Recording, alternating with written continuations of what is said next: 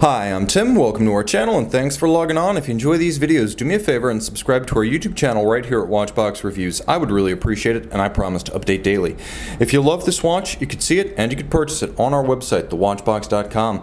And today we are discussing the Panerai Luminor Marina 1950 3 days PAM00312 stainless steel 44mm in the 1950 case. The timepiece wears relatively easily on my 16cm circumference wrist as Panerai makes the big watch that wears small.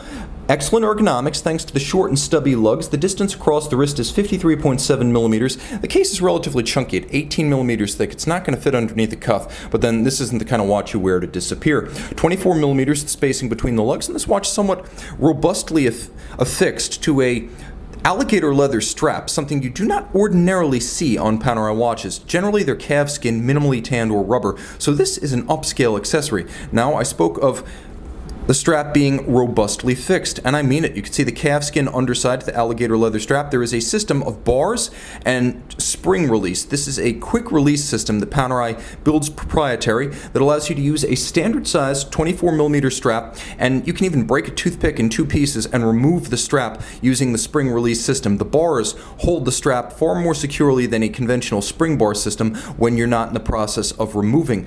Of course, the timepiece equipped with a simple Panerai trapezoidal steel polished pin buckle for quick on-the-fly adjustments. You can see the handsome medium brown, large rectangular scale alligator leather, thick cut with folded sides and that contrasting stitch. The timepiece with a Luminor 1950 case, and if you're wondering what that means, this is a Luminor 1950 case. It's designed to more accurately evoke the 1950s reference 6152 built by Panerai for the Italian Navy. So you can see the shape of a 1950 case, and this is the opposite. This is what's known as a better case. It's the original Panerai Luminor shape that debuted in 1993 with the first civilian Panerai models. So those are the two basic shapes of the Luminor. This one a bit more true to history, a bit more sensuous and complex with compound curves, sharp angles, and soft arcs. You can see that the lugs themselves, as well as the case, all of satin finish with the bezel conical in profile and of high polish.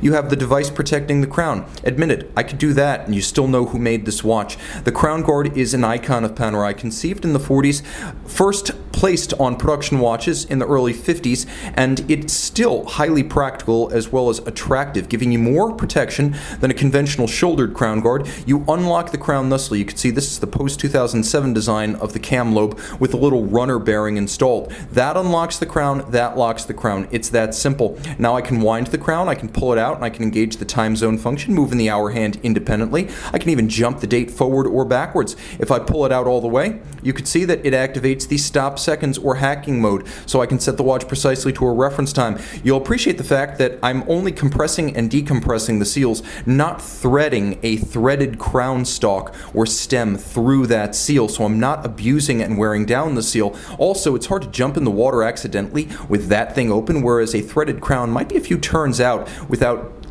receiving any notice before you take the plunge in the pool or the surf. The nice thing there is that it's easy to see, and of course you have protection against head-on abrasion or impact against the crown, which a shouldered crown guard does not give you. The dial matte black to resist glare. You can see 3 hands and a date with a monotone date disc.